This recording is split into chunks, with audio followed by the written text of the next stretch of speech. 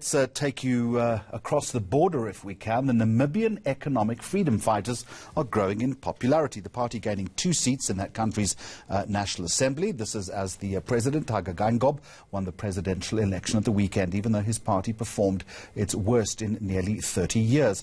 I want to get a sense of developments, the mood in Namibia following these election results. We can also reference the EFF in that country. Joining us via Skype, Graham Hopwood. Good evening to you from the Institute for Public Policy Research. So let's talk about the big win, if we can. Hage Geingob winning, but with a much slimmer majority this time around. What was the reason for that, in your opinion?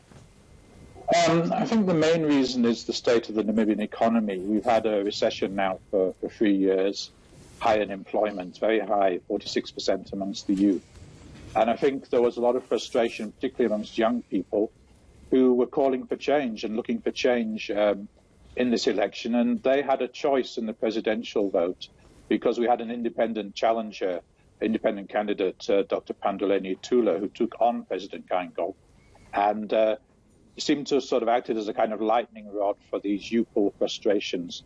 So the president lost out, particularly in urban areas like Windhoek and Walvis Bay, where a lot of young people seem to have shifted their vote away from SWAPO and its candidates, but more so its candidates. So the president ended up with 30% less votes than he had 5 years ago, and the party with 15% less than it had 5 years ago. So it was something of a wake-up call, I think, for the ruling party and the president.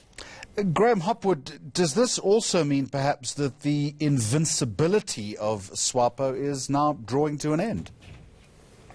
It does look like SWAPO is now going in the same direction as the ANC, in the sense that they're losing support gradually. So now they've lost their 2/3, which was a psychological benchmark for them. While they were above 2/3, they could always be the mighty SWAPO party and the dominant party in Namibia. And now they're not so dominant. They're still dominant, but not quite on the same level. And I think the opposition will feel, okay, maybe at the next election, or possibly the one beyond, we can actually really challenge for being the government of this country. So it's taken quite a bit of the shine off SWAPO, and they're going to have to rethink and reinvent if they want to make a comeback.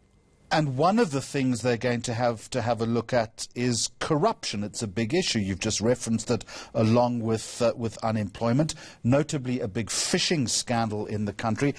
Is Namibia, and for that matter SWAPO itself, able to recover from that, do you think? Well, I think a lot of people now are looking to the president to take a much stronger line on corruption. The so-called fish rot scandal has been a shock to the nation, even though we knew there was major corruption going on previously. But to have 2 ministers now in jail, they're now ex-ministers, and it's at least 150 million gone. It's essentially a kickbacks for quotas, fishing quotas scandal. But that happened, sort of 2 weeks before the election. That news broke, so it did have an effect. And I think a lot of Namibians are shocked and angry about that, and they're looking to the president for leadership. So far, he says he has a zero tolerance for corruption, but it's actually hard to see that in terms of the actual actions he takes. Just a final point, if we can make this. I did mention at the beginning of our conversation the Economic Freedom Fighters winning 2 seats in Namibia. Both organizations in South Africa and Namibia have been at great pains to distance themselves from each other.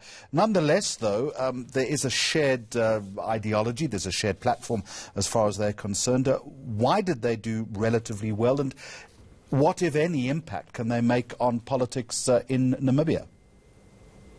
Yeah, well, they do wear the red berets and the red uniforms, so they look fairly similar to the EFF in South Africa, and their policies are pretty similar, radical land reform, nationalisation and so forth.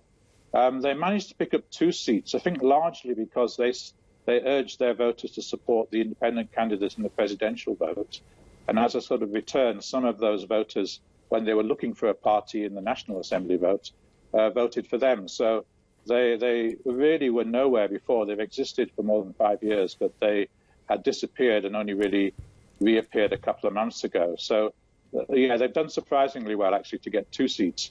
And in terms of their impact, probably not on their own, but there is another party called Landless People's Movement, which picked up 4 seats. and they have similar policies, radical policies on land. So they can sort of form a radical bloc in the National Assembly and probably, get more publicity and profile for those radical positions. All right, appreciate the conversation. Graham Hopwood, live in Namibia from